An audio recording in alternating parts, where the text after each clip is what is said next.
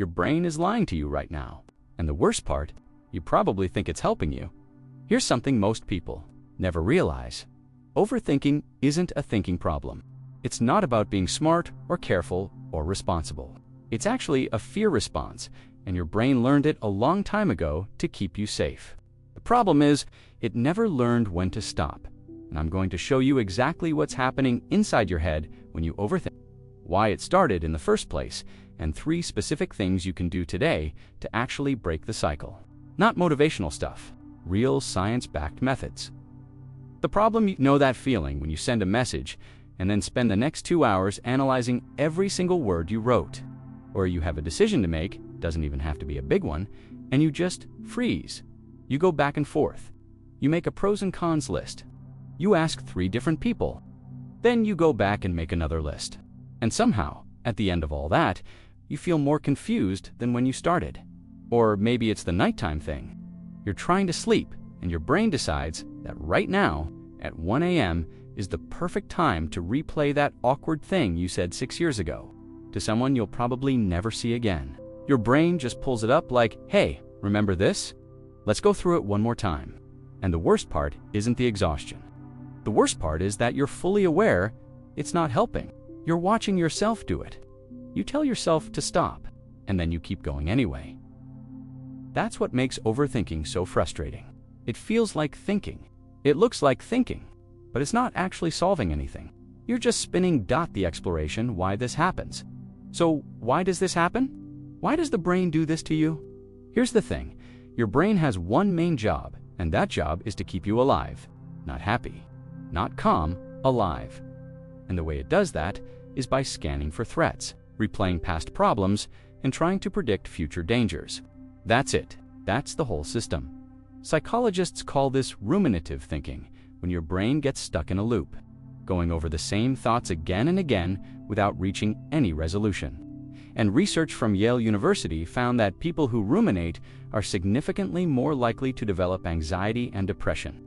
Not because they're weak, but because the brain literally can't tell the difference between a real threat and a thought.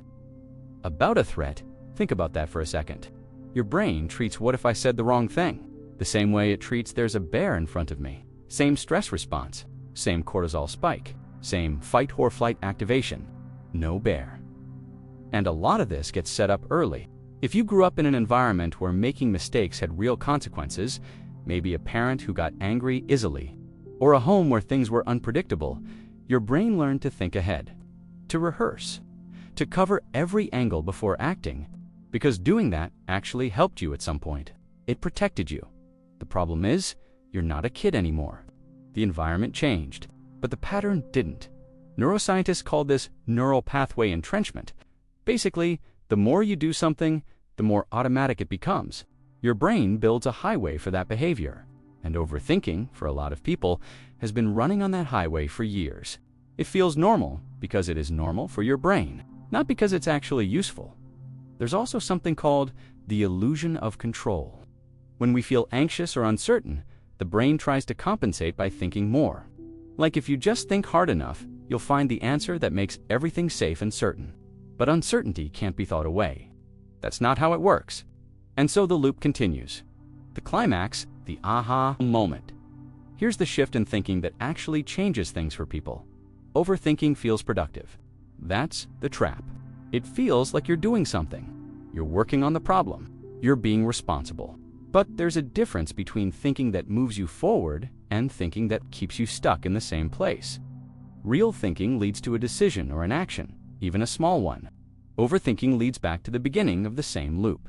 If you've been going over the same thing for more than about 20 minutes without getting any closer to clarity, you're not thinking anymore. You're ruminating. And no amount of more thinking is going to fix that. Because the problem isn't that you haven't thought about it enough.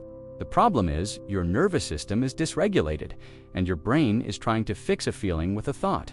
It won't work. That's the thing nobody tells you. You can't think your way out of overthinking, the solution 3 methods. So what do you actually do? Method 1. Give the thought a time limit. This comes from a technique used in cognitive behavioral therapy called scheduled worry time. Here's how it works. When you catch yourself going into a spiral, you don't try to force the thought away, because that never works. the thought just comes back louder. Instead, you say, "Okay, I'll think about this at 5 p.m. for 15 minutes. You write it down if you need to, and then when 5 p.m. hits, you actually sit down and think about it, on purpose. With a timer, what this does is it breaks the automatic nature of the loop.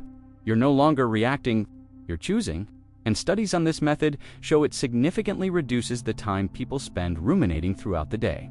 Your brain learns that the thought has a place, just not right now. Method 2. Move your body first. This one is backed by a ton of research, and almost nobody talks about it in the context of overthinking. When you're stuck in a thought loop, your nervous system is activated. You're in a low-grade stress response, and you cannot think clearly from inside a stress response. It's physiologically impossible.